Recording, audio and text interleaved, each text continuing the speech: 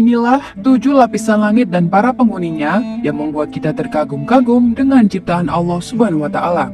Emangnya apa aja sih yang ada di dalam langit? Mari kita simak bersama-sama.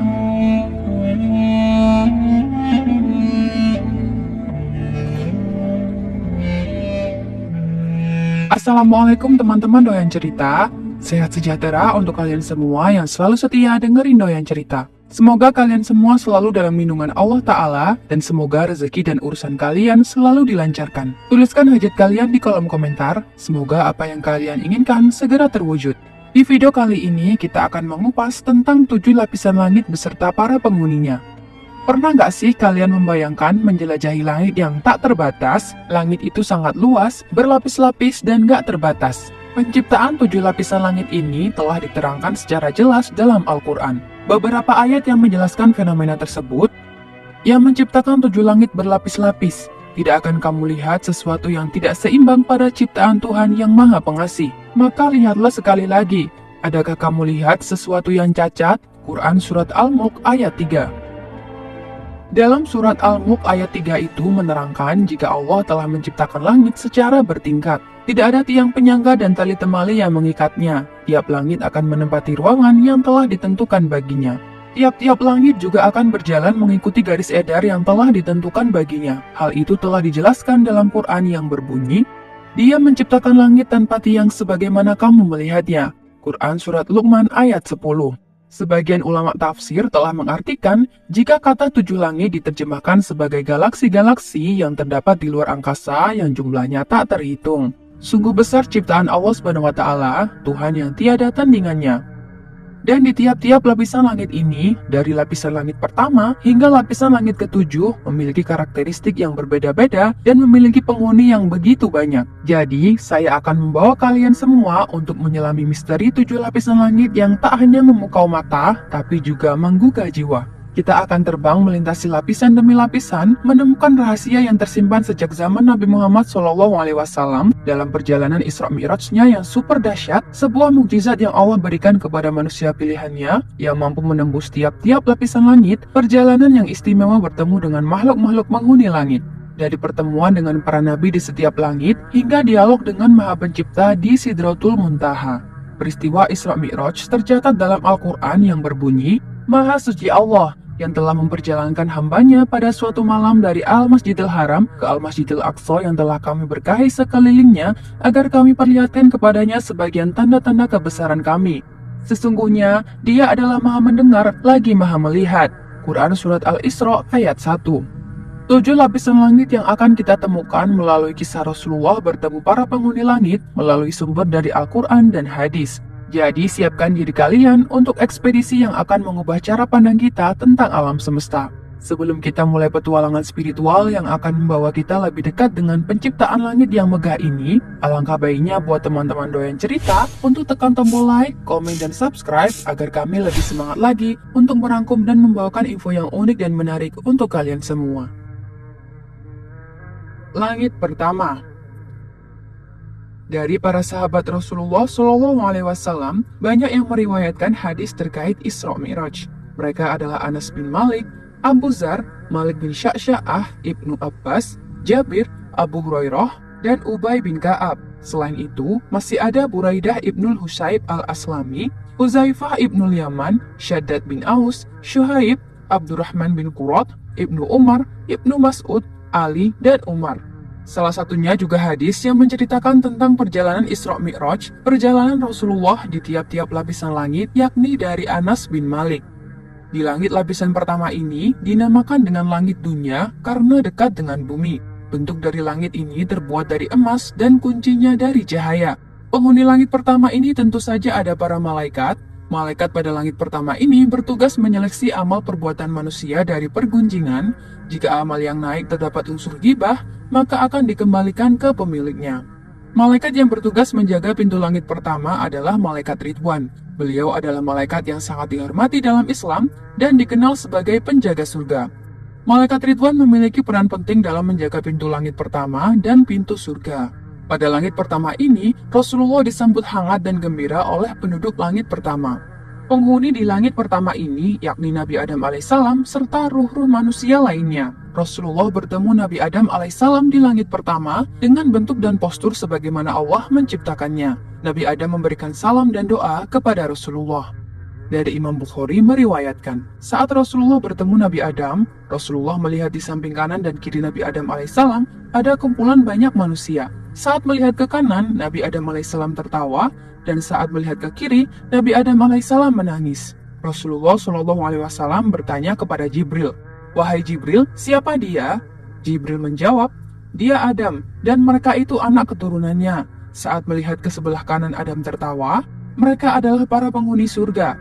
Dan saat Adam melihat ke sebelah kiri, Adam menangis, mereka adalah para penghuni neraka. Dalam riwayat yang sama, Rasulullah diajak oleh Jibril untuk mengelilingi langit pertama. Di sana Rasulullah menemukan dua sungai yang indah. Rasulullah melihat dua buah sungai yang mengalir tanpa henti. Sungai itu adalah sumber dari sungai Nil dan sungai Eufrat. Kemudian Jibril mengajak Rasulullah berjalan-jalan lagi di langit pertama. Beliau kembali menjumpai sebuah sungai. Di atas sungai itu terdapat istana yang terbuat dari mutiara dan permata Zabarjat. Nabi menepukkan tangannya ke permukaan sungai itu, lantas tercium aroma kasturi yang sangat harum. Ini adalah telaga Al-Kautsar yang sengaja disimpan oleh Allah khusus untuk Nabi Muhammad. Dalam riwayat Anas bin Malik, Rasulullah Shallallahu alaihi wasallam bersabda, "Sungguh, aku memiliki telaga yang luasnya bagai antara Elia Baitul Maqdis dan Ka'bah." Atau parawi mengatakan antara Elia dan Syana'a atau Yaman. Airnya lebih putih dari susu dan lebih manis dari madu. Di sana ada gelas sebanyak bintang di langit. Membentang kepadanya dua aliran dari surga, yang satu aliran dari perak, yang satu dari emas. Siapapun yang meminum airnya tidak akan haus lagi selamanya. Hadis riwayat Abu Ya'la dan Ibnu Hibban. Semoga kita semua dipertemukan di Telaga Kautsar ya. Amin. Terus, yang mungkin jadi pertanyaan kita semua, apakah di langit pertama ini yang biasa kita lewati memakai pesawat udara tembus ke awan, terus ada burung-burung terbang? Tentu saja dalam konsep Islam, yang sering kita lewati bukan lapisan langit pertama, melainkan lapisan awan. Awan yang berlapis-lapis, yakni termasuk pada troposfer, sebuah lapisan awan yang dimana udara masih bisa kita hirup udaranya, sedangkan yang paling tinggi adalah eksosfer, yang termasuk dalam jenis dari lapisan atmosfer dari bumi kita. Langit kedua.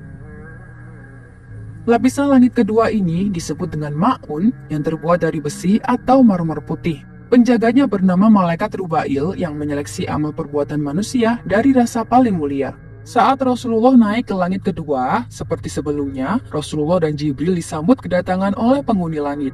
Di langit ini beliau berjumpa dengan dua nabi, yakni Nabi Isa bin Maryam dan Nabi Yahya bin Zakaria. Keduanya hampir serupa dari segi baju dan gaya rambutnya, masing-masing duduk bersama umatnya. Nabi Muhammad SAW menyifati Nabi Isa bahwa dia berpostur sedang, warna kulitnya putih kemerah-merahan, rambutnya lepas terurai seakan-akan baru keluar dari hammam atau tempat mandi karena kebersihan tubuhnya. Nabi bersalam kepada keduanya dan dijawab salam beliau disertai sambutan. Langit ketiga. Kemudian Rasulullah melanjutkan perjalanannya menuju langit ketiga. Pada langit ketiga ini memiliki nama langit Harabut yang terbuat dari tembaga, menurut satu pendapat terbuat dari besi. Penghuni langit ketiga terdapat malaikat Israel. Di langit ketiga inilah Rasulullah bertemu dengan Nabi yang memiliki rupa yang tampan, yakni Nabi Yusuf alaihi salam. Dalam kisahnya, saat Rasulullah tiba di langit ketiga, setelah disambut baik oleh para malaikat, beliau berjumpa dengan Nabi Yusuf bin Yakub. Beliau bersalam kepadanya dan dibalas dengan salam yang sama seperti salamnya Nabi Isa. Rasulullah berkata, "Sungguh, dia telah diberikan separuh ketampanan."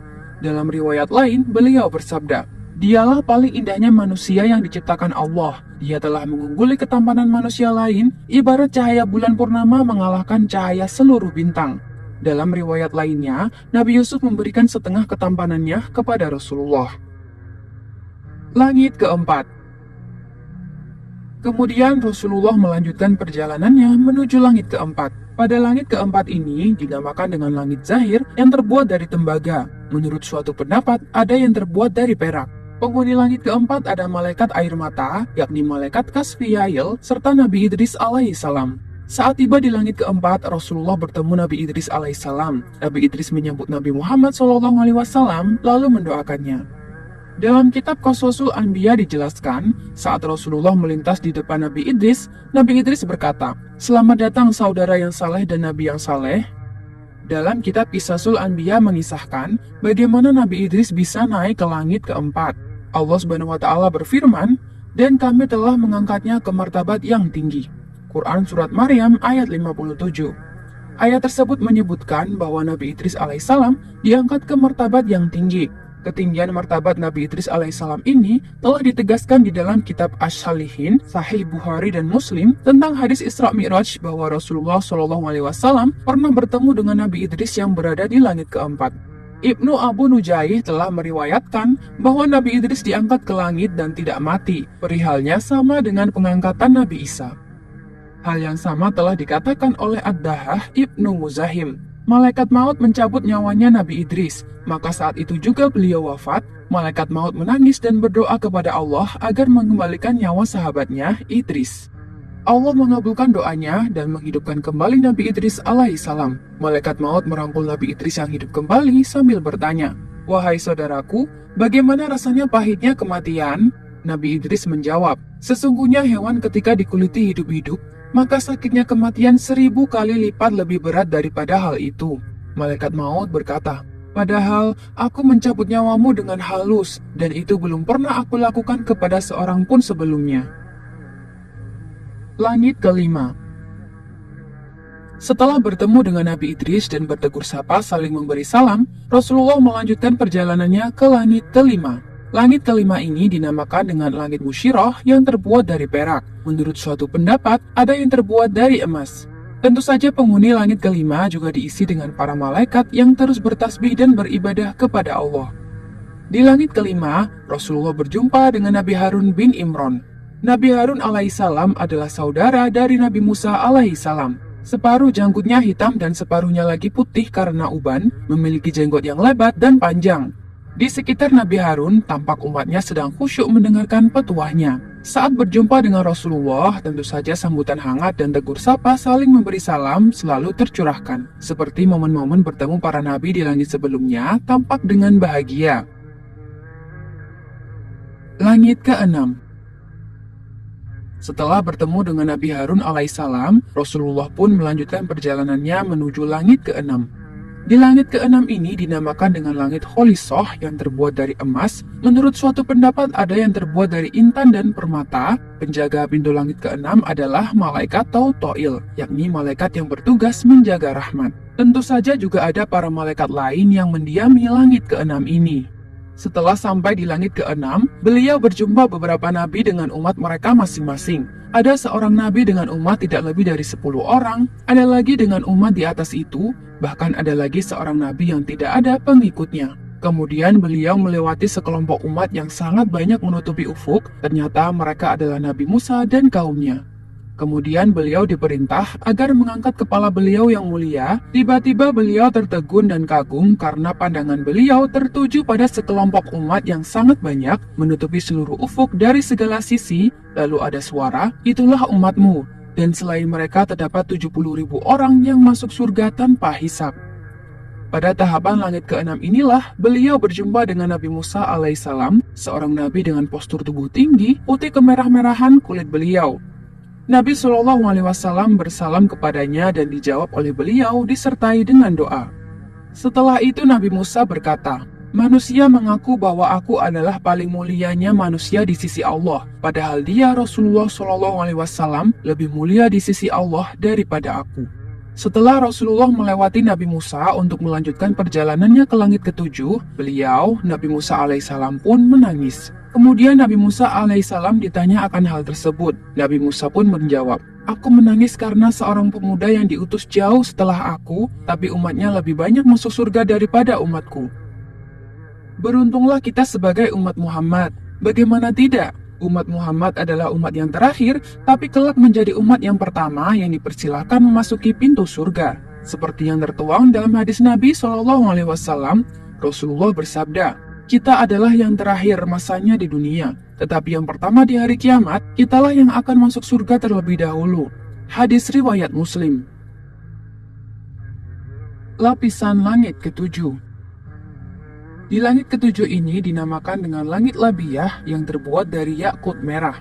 Yakut atau sering kita sebut batu rubi adalah batu permata berwarna merah yang dapat bervariasi antara merah muda hingga merah darah dan merupakan salah satu jenis dari mineral korundum atau aluminium oksida. Amal yang naik ke langit ketujuh ini bagaikan sepasang pengantin yang berbahagia yang diiringi oleh 300 malaikat. Penghuni langit ketujuh dihuni oleh banyak para malaikat yang senantiasa bertasbih dan beribadah kepada Allah Subhanahu wa Ta'ala. Kemudian Rasulullah Shallallahu Alaihi Wasallam memasuki langit ketujuh. Di sana beliau berjumpa Nabi Ibrahim alaihissalam sedang duduk di atas kursi dari emas di sisi pintu surga sambil menyandarkan punggungnya pada Baitul Makmur. Di sekitarnya berkumpul umatnya.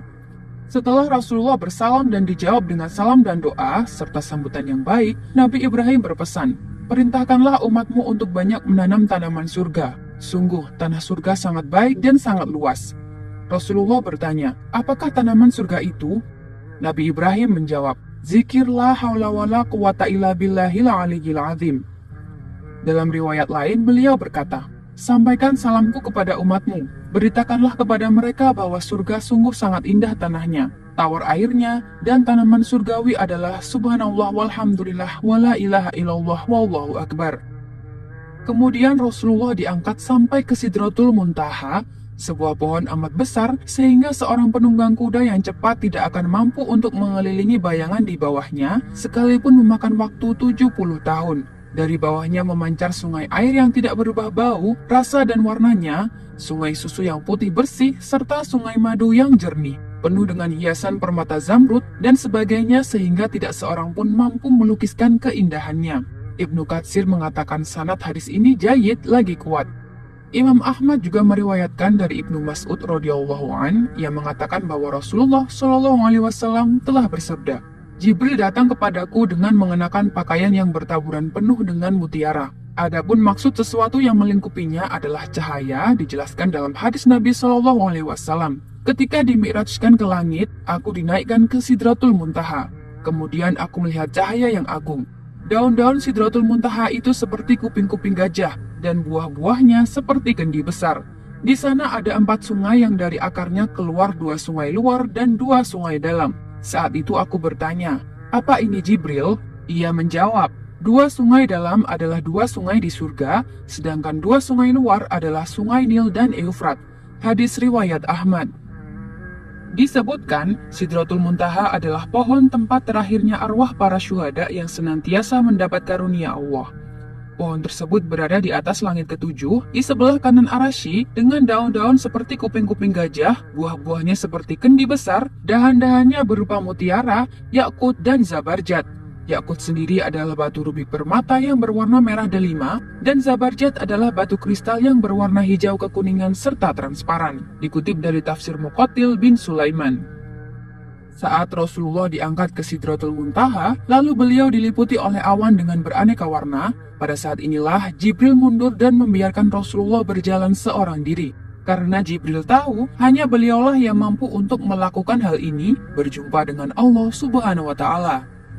Setelah berada di tempat yang ditentukan oleh Allah, tempat yang tidak seorang makhluk pun diizinkan berdiri di sana, tempat yang tidak seorang pun makhluk mampu mencapainya, beliau melihatnya dengan mata beliau yang mulia.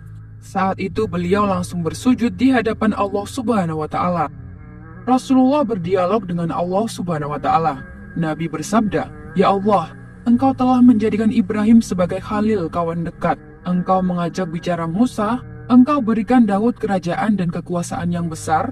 Engkau berikan Sulaiman kerajaan agung, lalu ditundukkan kepadanya jin, manusia dan setan serta angin. Engkau ajarkan Isa At-Taurat dan Injil, dan engkau jadikan dia dapat mengobati orang yang buta dan belang, serta menghidupkan orang mati." Kemudian Allah berfirman, "Sungguh aku telah menjadikanmu sebagai kekasihku."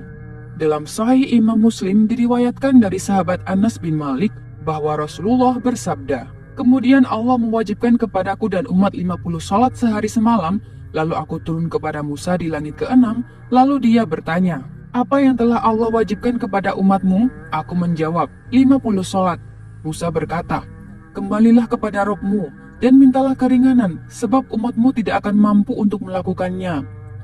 Maka aku kembali kepada Allah agar diringankan untuk umatku. Lalu diringankan 50 sholat jadi 45 sholat. Lalu aku turun kembali kepada Musa, tapi Musa berkata, "Sungguh, umatmu tidak akan mampu melakukannya. Maka mintalah sekali lagi keringanan kepada Allah." Maka aku kembali lagi kepada Allah, dan demikianlah terus aku kembali kepada Musa dan kepada Allah sampai akhirnya Allah berfirman, "Wahai Muhammad, itu adalah kewajiban 5 sholat sehari semalam. Setiap satu sholat seperti dilipat gandakan menjadi 10, maka jadilah 50 sholat." Maka aku beritahukan hal ini kepada Musa, namun tetap dia berkata, "Kembalilah kepada Rabbmu agar minta keringanan." Maka aku katakan kepadanya, "Aku telah berkali-kali kembali kepadanya, sampai aku malu kepadanya." Hadis riwayat Muslim. Setelah Rasulullah menerima perintah ini, maka beliau turun sampai akhirnya menaiki buruk kembali ke kota Mekah Al-Mukarramah, sedang saat itu masih belum tiba fajar. Pagi harinya beliau memberitahukan mukjizat yang agung ini kepada umatnya, maka sebagian besar di antara mereka mendustakan, bahkan mengatakan Nabi telah gila dan tukang sihir. Saat itu, umat pertama yang membenarkan dan mempercayai beliau adalah Sayyidina Abu Bakar. Maka pantaslah beliau bergelar As-Siddiq. Bahkan tidak sedikit di antara mereka yang tadinya beriman kembali murtad keluar dari syariat. Sungguh, keimanan itu intinya adalah membenarkan dan percaya serta pasrah terhadap semua yang dibawa dan diberitakan Nabi Muhammad SAW. Sebab beliau tidak mungkin berbohong, apalagi berkhianat dalam risalah dan dakwah beliau. Beliaulah Nabi yang mendapat gelar Al-Amin atau dipercaya, As-Shodiq selalu jujur, dan Al-Masduq yang dibenarkan segala ucapannya. Sholawat selalu tercurahkan untuk Rasulullah SAW. Itulah 7 langit beserta penghuninya, manusia pertama yang berhasil menembus langit ke-7, yakni Nabi Muhammad SAW ketika Isra Mi'raj dengan menggunakan buruk. Manusia biasa hanya mampu atau tidak sampai ke langit pertama. Terus ketika menaiki pesawat terbang, apakah itu bukan langit pertama? Jawabannya adalah bukan. Pesawat yang dinaiki itu hanya bisa mencapai awan saja. Untuk gambar yang barusan kalian lihat, seperti yang kita suguhkan barusan hanyalah sebuah ilustrasi. Tentu saja kita manusia biasa tidak bisa memvisualisasikan secara nyata tentang gambaran langit pertama sampai langit ke-7 bahkan Sidratul.